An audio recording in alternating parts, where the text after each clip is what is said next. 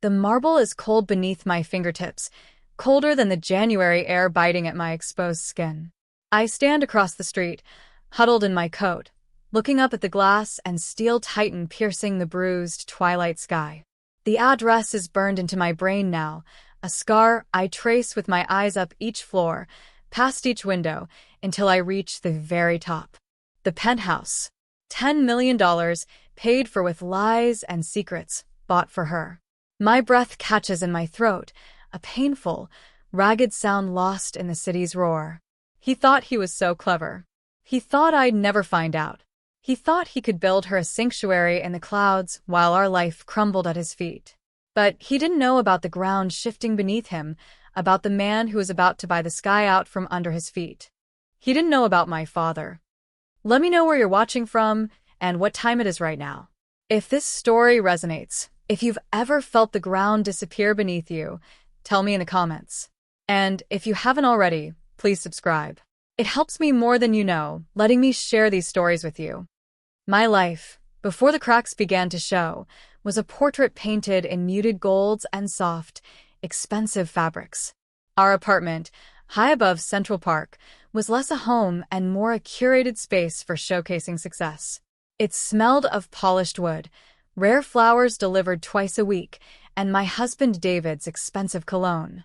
He was a developer, brilliant, relentless, a man whose empire was built on concrete and glass, financed by razor-sharp deals and an almost pathological need to win. I was the wife, the elegant accessory, the hostess whose dinner parties were the stuff of quiet legend among the city's elite. I wasn't unhappy, not exactly. My days were filled with charity events, gallery openings, managing the household staff, and ensuring David's life ran like a well-oiled machine. We moved in the same circles as my father, a titan in his own right, though in a different realm of finance and investment. My father had built his fortune patiently, strategically, acquiring assets with a quiet, almost invisible power that David often envied and tried to emulate with loud, flashy plays. My relationship with my father was one of deep respect, tinged with the formality that often accompanies immense wealth and busy lives. We spoke weekly, sometimes daily, about business, about the market, about the city itself, which felt less like a place we lived in and more like a giant chessboard we observed from our respective towers. David and I had met at a charity gala, the kind where connections were forged and deals were whispered over champagne. He was charming, ambitious, full of a restless energy that seemed exciting then. I was drawn to his drive, the way he commanded a room, the promise of a life that glittered. We married within a year, a society wedding that filled the pages of magazines. We built a life that looked perfect from the outside, the penthouse apartment we shared, the country house, the private jet, the constant hum of activity and success. Inside, though, it was quieter. David worked late, traveled constantly. When he was home, his mind was often elsewhere, lost in deals, calculations, the next acquisition. Our conversations were polite, surface level. We discussed schedules, events, the performance of our investments. The emotional intimacy faded so slowly, I barely noticed it going, like a tide receding little by little each day until you stand on dry sand and wonder where the water went. I filled the space with my own pursuits, my charities, my art, my friends. I told myself this was how it was for couples like us. Success was a demanding mistress, and perhaps it took all of David's energy. I rationalized the growing distance, accepting it as the price of the gilded cage we inhabited.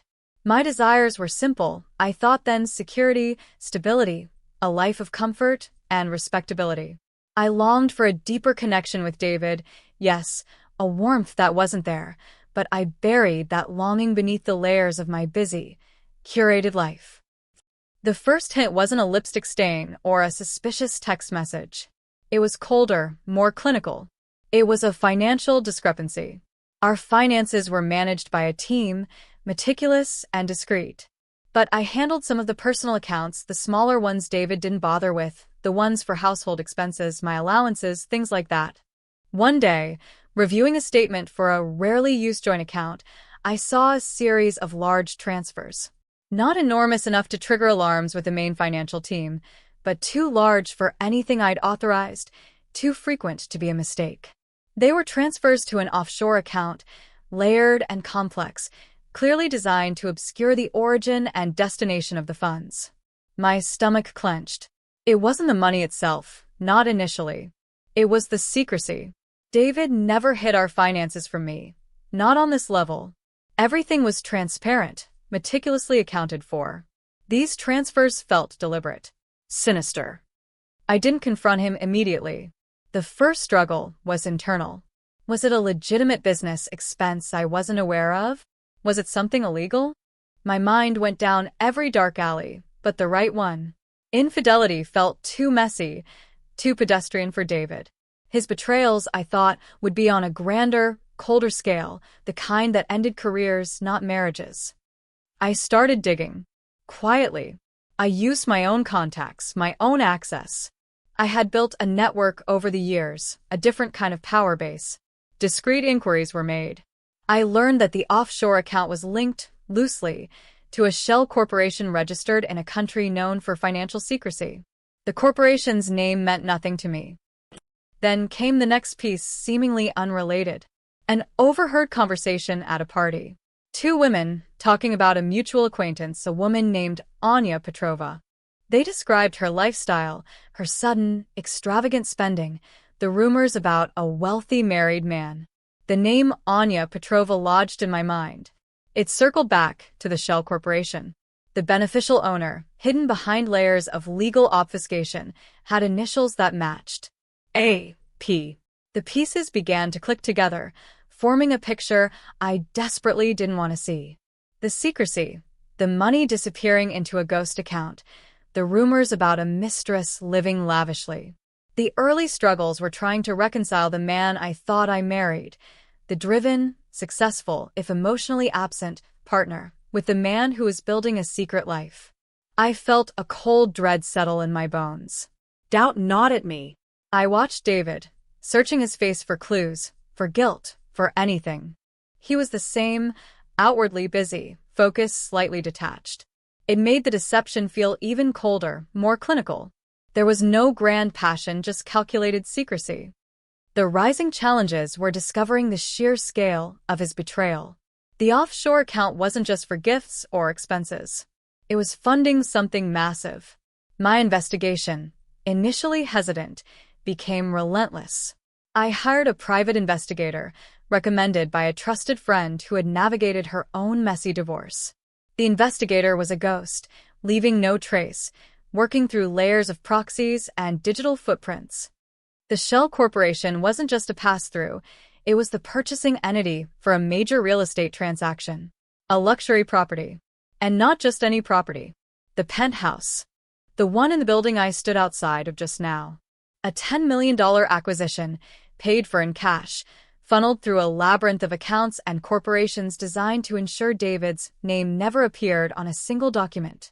He hadn't just bought her gifts, he had bought her a life, a future, a physical space of their own, paid for with our money, the money that represented our life, our security. The pain was no longer just emotional, it was a physical blow. Betrayal is one thing, but this felt like an act of war. He was liquidating our shared future, draining resources, not for an investment that would benefit us, but to build a private kingdom for another woman. $10 million. It was a number that screamed contempt. It wasn't just about sex, it was about power, control, carving out a separate existence financed by the one he was actively dismantling. The discovery of the Penthouse changed everything. My early struggles had been about processing the emotional shock of infidelity. The rising challenges were about the financial and logistical implications of his deception. This was different. This was a direct assault on my reality. It felt like he had built a monument to his betrayal using the very foundations of my security. I stopped trying to understand him. I stopped trying to find a way back. The marriage wasn't just broken. It was a facade built over a sinkhole. My focus shifted completely. This wasn't about a broken heart anymore. It was about survival. It was about justice. It was about not letting him get away with it. The midpoint shift was brutal and cold. I realized David wasn't just a flawed husband. He was a ruthless adversary. He had planned this meticulously. The layered transactions, the shell corporations, the secrecy. It wasn't careless infidelity. It was a strategic move to hide assets, to build a life with Anya Petrova without risking his own public image or his primary fortune. He was setting himself up to leave, maybe, or just to have his cake and eat it too, with a $10 million cherry on top. My emotional realization was that I had been naive, willfully blind perhaps. I had accepted the surface, the polished facade. I had mistaken his work ethic for loyalty, his provision for love. And now I had to fight. Not just for money, but for my dignity, for my future, for the principle of it. He had tried to make me a fool, a bystander in the demolition of my own life. I began gathering information with a chilling efficiency. I documented every transfer, every shell corporation, every link to Anya Petrova and the Penthouse address. The private investigator provided more details, Anya's background, her movements, her connection to David. I built a case, piece by piece, a paper trail that spoke volumes without a single word. It was meticulous, undeniable, a cold, hard truth laid out in financial records and property deeds. The deepening crisis arrived when David sensed the shift in me. I stopped asking questions, stopped showing hurt. I became quiet, observant. My silence, I think, unnerved him more than tears or accusations ever could. He started watching me. His veiled questions became more pointed. He started arriving home unexpectedly, checking my phone, my computer. The atmosphere in the apartment, once merely distant, became thick with suspicion. He ramped up his control. Our joint accounts became harder to access. He questioned my spending, my movements. It was psychological warfare, a way to keep me off balance, to make me feel trapped and dependent. He knew I knew something, but he didn't know what or how much. He couldn't imagine I had the resources or the ruthlessness to uncover his elaborate scheme. He underestimated me, the wife who lunched and hosted parties. That was his fatal error. The mistress, Anya, became bolder too. Perhaps David felt cornered and retreated further into his secret life, pulling her closer. I saw her name appear more frequently in whispers, in gossip columns. She was seen at events David would have attended, though never with him publicly. The sheer arrogance of it was breathtaking. They were flaunting their secret life, believing they were untouchable. I felt the walls closing in. David's control tightened. He suggested putting more assets into trusts, naming obscure beneficiaries. He talked about restructuring our finances, clearly a move to further obfuscate his dealings and potentially cut me out. I felt isolated, the comfortable world I knew becoming a cage of suspicion and control. All seemed lost. He had the money, the power, the ruthlessness. I had unearthed his secret, but how could I use it? Divorce would be messy, protracted. He would fight, use his legal teams, smear me, hide assets. The $10 million penthouse felt like a monument to his invincibility, a taunt I couldn't reach. The turning point came during a sleepless night. I sat by the window overlooking the city, the lights blurring through unshed tears. I thought about my father. Our relationship, formal as it was built on a foundation of respect for strength and strategic thinking. He dealt in the world of high-stakes acquisitions, hostile takeovers, the quiet accumulation of power. David operated in the same city, but with a flashier, less grounded approach. My father built empires on solid ground. David built castles in the air, like that penthouse. I had always kept my marital troubles separate from my father. He was a man who valued strength and discretion. But David's betrayal wasn't just personal, it was a massive, calculated financial deception. It touched on the very world my father inhabited and understood implicitly. David's behavior wasn't just infidelity, it was the kind of reckless, arrogant play that my father, in his quiet way, despised. I made a decision. I wouldn't be a victim. I wouldn't just survive. I would dismantle him. And I would use the resources available to me, the ones David had so arrogantly ignored or underestimated. I would use my father. It wasn't a straightforward confession. I didn't go to my father with tears and accusations about infidelity. I went to him with information, with data. I showed him the paper trail, the complex web of transfers, the shell corporations, the links to the Penthouse acquisition. I presented it as a concerning financial irregularity involving David, a sign of reckless management and potentially illegal activity that could have repercussions. I framed it in terms of business, risk, and the integrity of the financial world they both operated in. My father listened, his expression unreadable. He was a man who could read a balance sheet like a novel, who saw patterns and weaknesses invisible to others. He didn't ask about Anya Petrova. He didn't ask about the marriage. He focused solely on the financial maneuvering. He saw the arrogance, the complexity, the sheer scale of the hidden transaction. He recognized it for what it was, not just a secret purchase, but a potential vulnerability, a lever. He didn't immediately agree to intervene. He studied the documents I gave him. He made his own quiet inquiries. Weeks passed, weeks of agonizing waiting, still living in the strained silence with David, still feeling the weight of his suspicion and control. Then my father called. His voice was calm, matter-of-fact. He spoke about market opportunities, about undervalued assets, about strategic acquisitions. He mentioned a specific property coming onto the market, not the penthouse itself, but the entire building where the penthouse was located. The building David had sunk $10 million into, thinking it was his secret sanctuary for his mistress. My father was considering acquiring the building. As a business move. A valuable asset in a prime location. He asked my opinion, framed as a discussion about market trends. I knew, instantly, what this meant. He didn't need to explicitly say he was doing it because of David, but I understood. It was a move on the chessboard, a quiet checkmate delivered using David's own piece against him. Acquiring the building gave him access, control, visibility over everything happening within its walls.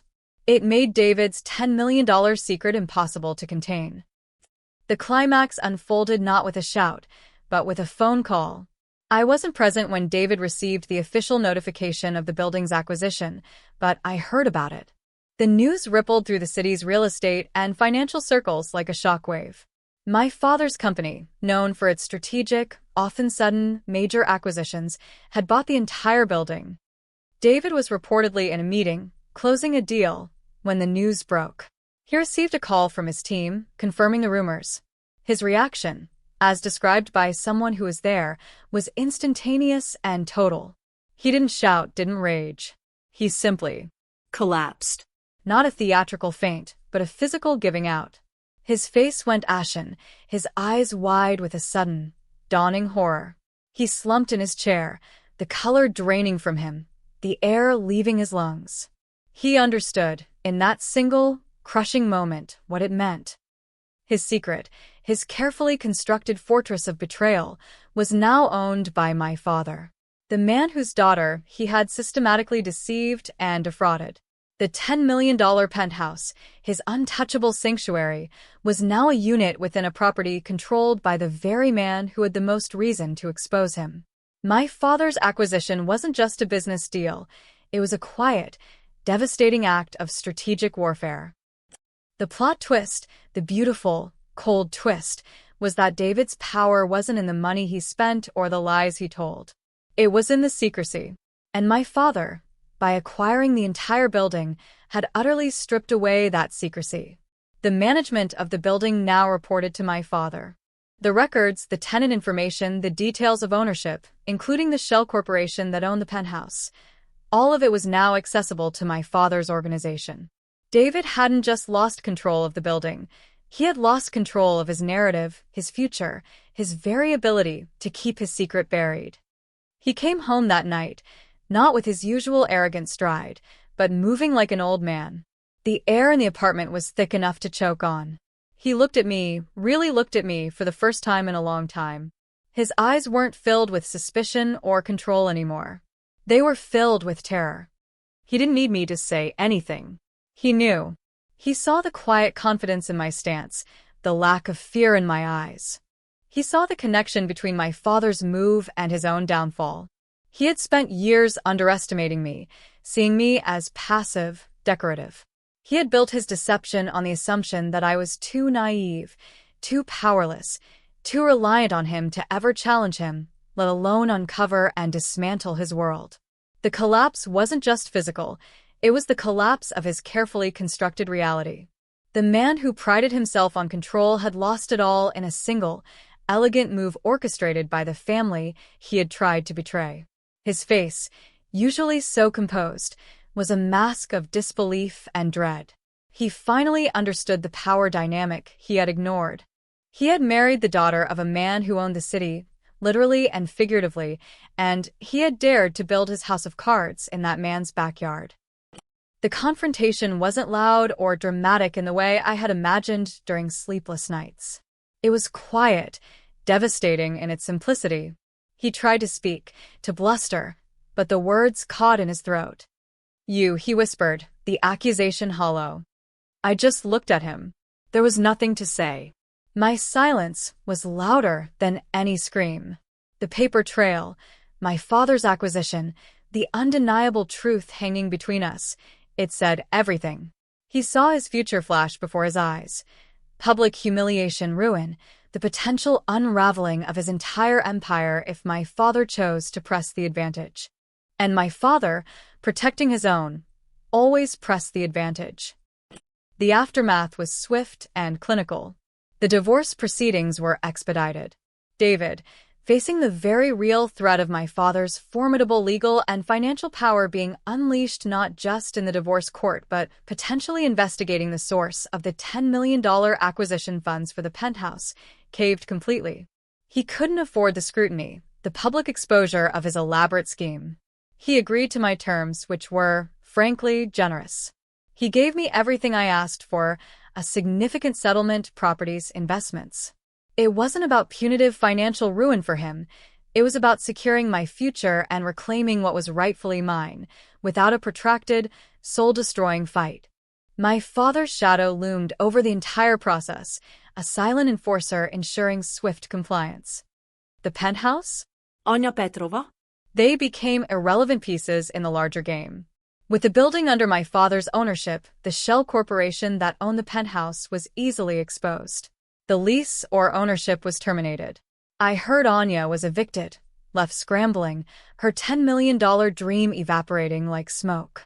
David was forced to deal with her himself, the relationship collapsing under the weight of his own ruin and inability to protect the gilded life he'd promised her.